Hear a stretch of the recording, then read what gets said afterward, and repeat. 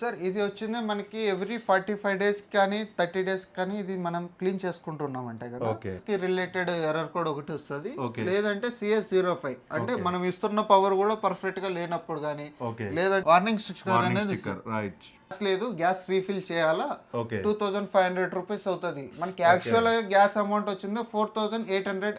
Friends, నా పేరు శ్రీకాంత్, మీరు చూస్తున్నారు ఎరంటెక్ తెలుగు ఛానల్. ఈరోజు టాపిక్ గురించి మనం మాట్లాడుకుంటే ఎల్జీ సర్వీస్ గురించి మనం మాట్లాడుకుందామండి. నేను రీసెంట్లీ ఎల్జీ సర్వీసింగ్ అనేది చేపించాను. నేను లాస్ట్ 2 years నుంచి ఎల్జీ ఏసీ యూజ్ చేస్తున్నాను. సెకండ్ సర్వీస్ అన్నమాట. దీని గురించి ఫుల్ డీటెయిల్స్ ఇస్తాను. అండ్ ఆ సర్వీస్ వచ్చిన పర్సన్ తోటి టోటల్ ఇంటర్వ్యూ టైప్ చిన్నగా నేను చిట్ చాట్ చేశానండి. బట్ అతను ఒక కండిషన్ మీద మనకైతే టోటల్ A to Z అయితే చెప్పడం జరిగింది. అండ్ చిన్న చిన్న మైనర్ డీటెయిల్స్ కూడా టోటల్ చెప్పడం జరిగింది. ఏసీ వాడినప్పుడు దానిలో వచ్చే ప్రాబ్లమ్స్ ఏంటి, అండ్ అవి ఎలా రెటిఫై చేసుకోవాలి, అండ్ ఏసీ సర్వీస్ చార్జెస్ ఏంటి, ఏఎంసీ చార్జెస్ ఏంటి, ప్రతి ఒక్కటి A to Z LG AC service person తోటే మాట్లాడడం జరిగింది. బట్ అందులో అతని ఫేస్ అయితే కనబడదు, ఎందుకంటే కొన్ని రీజన్స్, సెక్యూరిటీ రీజన్స్ వల్ల అతనైతే నేను ఫేస్ చూపెట్టనని చెప్పాడు. బట్ అతని ఫేస్ కాదు మనకి ఇంపార్టెంట్, అండ్ కంటెంట్ అనేది ఇంపార్టెంట్. మీరు కనుక ఎల్జీ ఏసీ కనుక తీసుకోవాలనుకున్నా అండ్ ఎల్జీ ఏసీ వాడుతున్నా కూడా ఇదైతే మీకు యూస్ఫుల్ అవుతుంది. ఇందులో ఎల్జీ సర్వీస్ ఎలా బుక్ చేసుకోవాలి, total A to Z information ఇస్తాను. కింద వీళ్ళ వాట్సాప్ నంబర్ కూడా ఇస్తాను. అక్కడ నుంచే మీరు ఎల్జీ సర్వీస్ అనేది బుక్ చేసుకోవాల్సి ఉంటుంది. And total A to Z details అయితే వీడియోలో ఉంటది అనమాట. వీడియో ఎండ్ వరకు చూడండి, మంచి ఇన్ఫర్మేషన్ అయితే ఉంటుంది. ఇప్పుడు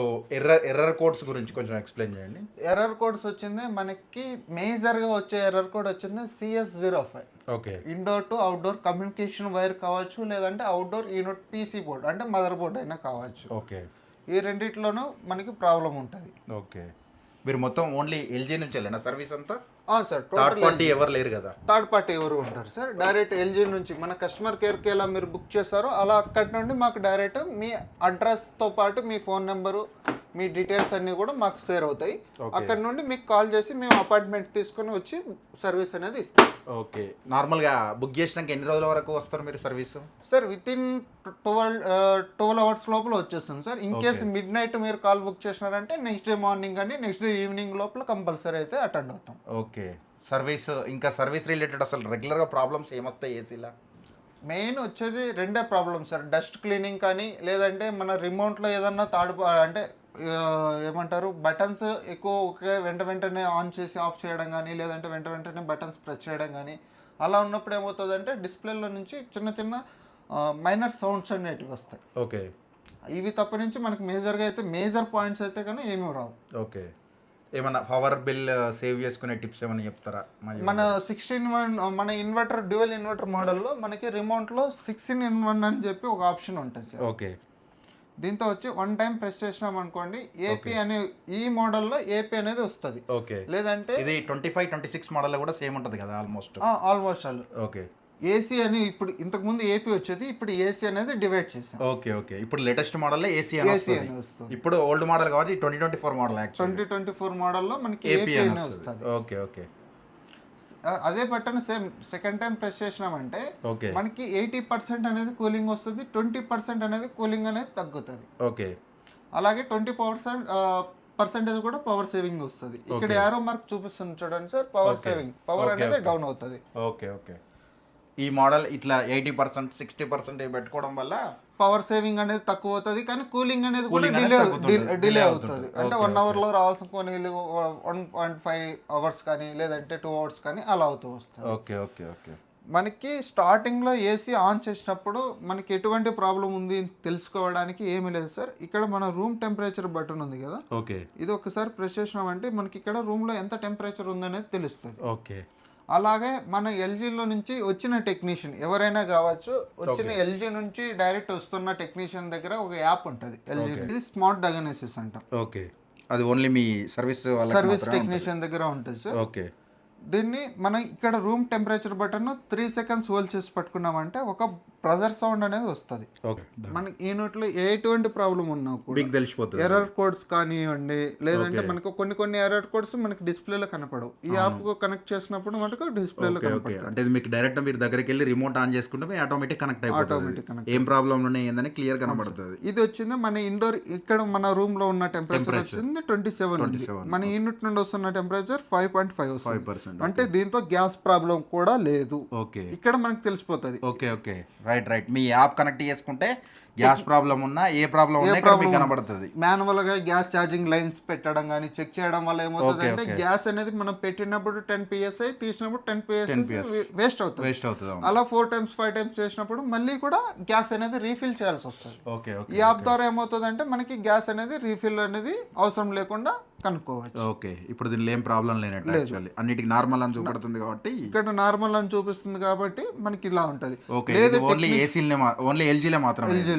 ఓకే, ఇన్ కేసు మనకి టెక్నీషియన్ కి ఎర్రర్ కోడ్ వచ్చింది అనుకోండి, ఇక్కడ ఆరో మార్క్ చూపిస్తుంది కదా, ఈ ఆరో మార్క్ మీద క్లిక్ చేసినామంటే ఆ ప్రాబ్లం ఎర్రర్ కోడ్ ఏదైతే ఉందో దాని డీటెయిల్స్ అనేది కూడా ఇక్కడ వచ్చేస్తుంది. టెక్నీషియన్ ఎలా చెక్ చేసుకోవాలా ఏంటి అనేది స్పాట్ లోనే టెక్నీషియన్ అనేది చేసి ఇచ్చేస్తాడు. ఒకవేళ ఇక్కడ చేసినా కూడా మనకి అక్కడ పార్ట్ ప్రాబ్లం ఉంది అంటే కనుక 1 or 2 days అనేది డిలే అవుతుంది, లేదంటే అది సేమ్ డేలోనూ కూడా కంప్లీట్ చేసేస్తాం. ఓకే మొత్తం ఇప్పుడు ఎర్రర్ కోడ్స్ అన్నారు కదా, ఆ ఎర్రర్ కోడ్స్ మొత్తం దీనిలో చూపెడుతుందా?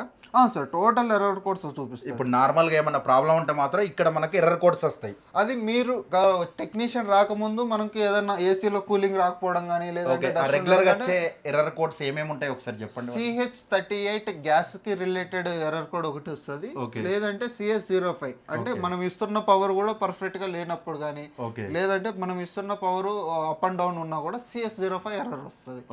ఈ రెండు నార్మల్ గా వస్తుంటాయి.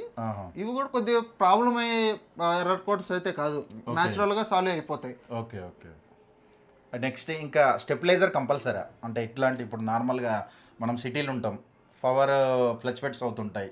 ఇప్పుడు నేనైతే డైరెక్ట్ వాడుతున్నాను, ఇట్లా వాడడం వల్ల ఏమైనా ప్రాబ్లమా? స్టెబిలైజర్ కంపల్సరీ యూజ్ చేయాలా ఇట్లాంటి ఏసీలకు? లేదు sir, dual inverter any AC sir, only LG అని కాదు, నాన్ ఇన్వర్టర్ అని, సామ్సంగ్ అని కాదు, లేదంటే వోల్టాస్ కాదు, ఎనీ కంపెనీ డ్యూయల్ ఇన్వర్టర్ అనే దానికి మినిమం అది కంట్రోల్ చేసుకోగలుగుతుంది. పవర్ అప్ అండ్ డౌన్ వచ్చినా, తక్కువ వచ్చినా, లేదంటే పవర్ సర్క్యులేషన్ పర్ఫెక్ట్ గా లేకపోయినా అది కంట్రోల్ చేసుకోగలుగుతుంది. దానికి మించి వస్తే కనుక మనం స్టెబిలైజర్ పెట్టుకోవడం కొద్దిగా సేఫ్ సైడ్. ఓకే, ఇట్లా వాడడం డేంజర్ అంటారు. ఇక్కడ మనకి ఎవరి యూనిట్ పైన కూడా ఇలా స్టిక్కర్ ఇస్తాడు సార్. వార్నింగ్ స్టిక్కర్ అనేది స్టెబిలైజర్ అనేది కంపల్సరీ యూజ్ చేస్తే బెటర్. ఎందుకంటే మన సేఫ్ సైడ్. ఇప్పుడు మనం కొన్న యూనిట్ వచ్చింది 10 రూపాయలు కాదు, 200 రూపాయలు కాదు యూనిట్, మనం పెట్టినది 40,000 50,000 యూనిట్ పెట్టి ఖర్చు చేస్తున్నామంటే దానికి మినిమం మనం ఒక 10 years అన్నా దాన్ని యూస్ఫుల్ గా మనం యూజ్ చేయాలి. యూజ్ చేస్తే దానికంటూ ఒక ఇది అనేది వస్తుంది. మనం చేసిన డబ్బులు పెట్టిన దానికి కూడా ఫైదా ఉంటుంది. మనం ఒక 2,000 కోసం ఆ స్టెబిలైజర్ కోసం ఆలోచించామంటే కన్నా యూనిట్ ఏదన్నా ఇన్ కేస్ 1 year తర్వాత ఏదైనా ప్రాబ్లం వచ్చి మదర్ బోర్డ్ ఇష్యూ కానీ లేదంటే మన కాయిల్ ఇష్యూ కానీ కంప్రెసర్ ఇష్యూ కానీ అట్లా ఏదైనా ప్రాబ్లం వచ్చినప్పుడు ఎక్స్ట్రా అమౌంట్ మళ్ళీ మనం పే చేసుకోవాల్సి వస్తుంది. ఒక్క చిన్న మిస్టేక్ అనేది పెద్ద ప్రాబ్లంకి దారితీస్తుంది. ఇంకా ఎర్రర్ కోడ్స్ రెగ్యులర్గా వచ్చే ఎర్రర్ కోడ్స్ ఏంటి ఉంటాయి? నార్మల్గా మీరు నార్మల్గా వెళ్తుంటారు కదా అందరి ఇళ్ళల్లో, మాక్సిమం వచ్చేది 2 సార్, CS05 38 CS38.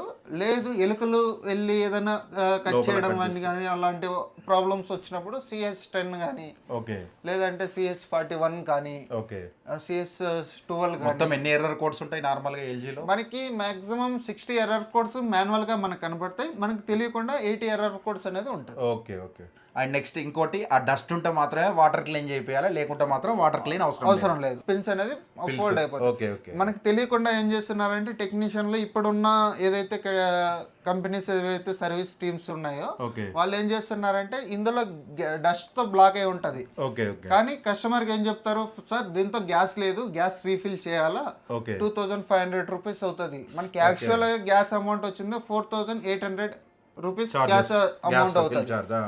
మనకి డస్ట్ క్లీన్ చేస్తే కూలింగ్ అనేది పర్ఫెక్ట్ గా వచ్చేస్తుంది. టెక్నీషియన్ ఏం చేస్తాడు, డబ్బుల కోసం ఏం చేస్తాడు అంటే ఒక్కొక్కసారి అది అందరూ చేస్తారు అని చెప్పట్లేదు, కానీ కొంతమంది చేస్తున్నారు. ఆ ప్రాబ్లమ్స్ లో మనకి ఎల్జీ నుంచి థర్డ్ పార్టీ వాళ్ళు వచ్చి చేసి తర్వాత మనకి ఎల్జీకి వచ్చి అప్రోచ్ అయినప్పుడు మేము వెళ్ళి చెక్ చేసినప్పుడు ఇదే ప్రాబ్లం ఉంటుంది, డస్ట్ ప్రాబ్లం ఉంటుంది, కానీ గ్యాస్ అమౌంట్ అనేది పే చేసి ఉంటారు. లేదు గ్యాస్ ఉన్నా కూడా టాప్అప్ చేశారు అనుకోండి, సిస్టమ్ అనేది చౌక్ అవుతుంది. చౌక్ అంటే మనకి గ్యాస్ అనేది పర్ఫెక్ట్ గా చూపిస్తుంది, కానీ సగం వరకు కూలింగ్ వస్తుంది, సగం నుంచి కూలింగ్ అనేది రాకుండా అయిపోతుంది. అప్పుడు కూడా ఎర్రర్ కోడ్ అనేది ఏమి చూపించదు, కానీ కూలింగ్ రాదు, గ్యాస్ పర్ఫెక్ట్ గా ఉంటుంది. అట్లాంటప్పుడు మళ్ళీ కూడా దానికి గ్యాస్ అనేది రీఫిల్ చేయాల్సి వస్తుంది. నార్మల్గా డైలీ ఎన్ని మీరు చేస్తారు అంటే సర్వీస్లో?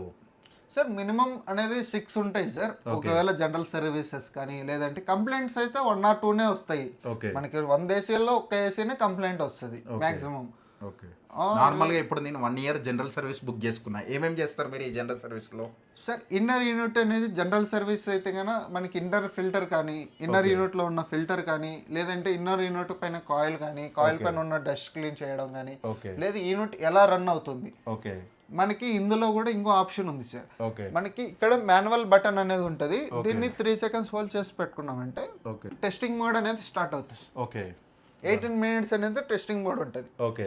18 minutes లోపల మనకి ఎటువంటి ప్రాబ్లం ఉండదు. ఒకవేళ ఇన్నర్ టెక్నీషియన్ కి అర్థం కాలేదు, ఓకే ఓకే, ఈ టెస్టింగ్ మోడ్ లో పెట్టారంటే మనకి ఎర్రర్ కోడ్ క్లియర్ గా చూపించేస్తుంది. అంటే కానీ ఆటోమేటిక్ గా కట్ మళ్ళీ అది ఇప్పుడు నార్మల్ కట్ ఆఫ్ కావాలంటే ఎట్లా?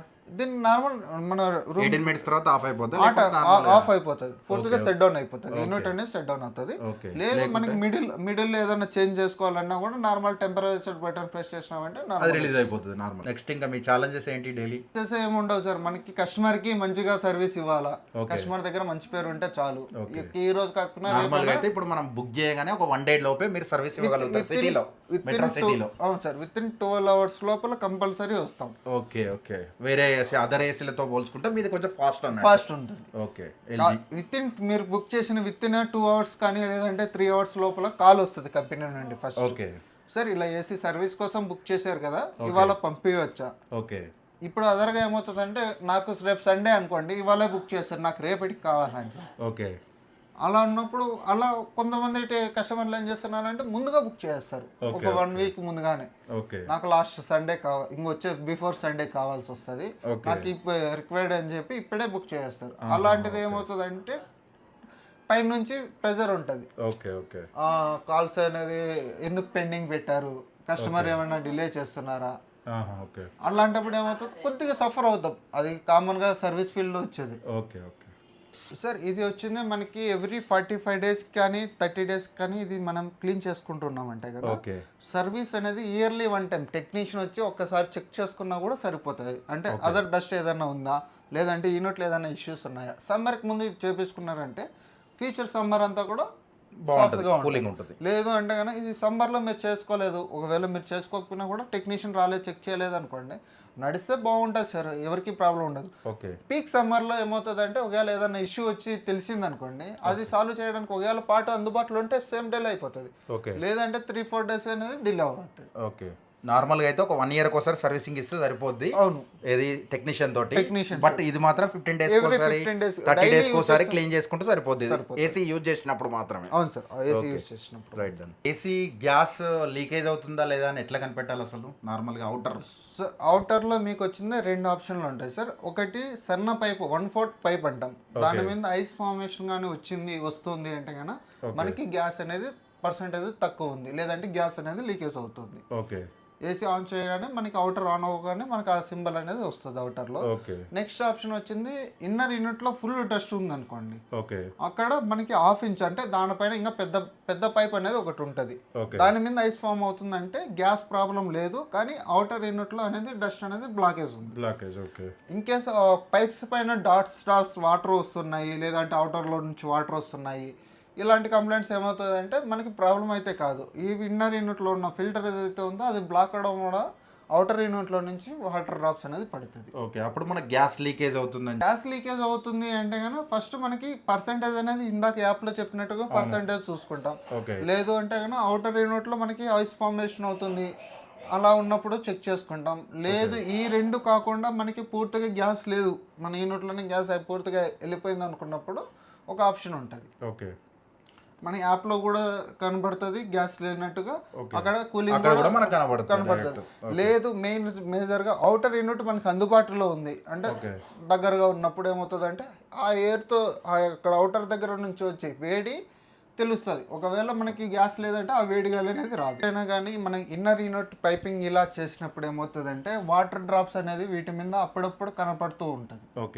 అంటే మన రూమ్లో ఉన్న ఏమంటారు వాటర్ కంటెంట్ ఎక్కువ ఉన్నప్పుడు ఆ డ్రాప్స్ అనేది కనపడుతూ ఉంటుంది, కానీ అది ప్రాబ్లం అయితే కాదు. అట్లా వాటర్ వస్తున్నా కూడా మనకి ఏ ఇబ్బంది ఏమీ లేదు. కానీ ఫ్యూచర్లో ఎప్పుడైనా కానీ అలా వాటర్ వస్తుంది అన్నప్పుడు టెన్షన్ తీసుకోకుండా నార్మల్ టెక్నీషియన్ పిలిపించినా ఎక్స్ప్లెయిన్ చేస్తారు, లేదంటే ఆ కంపెనీకి కాల్ చేసినా కూడా ఎక్స్ప్లెయిన్ చేసి చెప్తారు. ఓకే. చార్జెస్ ఎంత? సార్ 1 year కి వచ్చిందే మనకి విత్ ఇన్ 5 years లోపల ఉంటే కన్నా 4,485 రూపీస్ ఉంటుంది 1 year.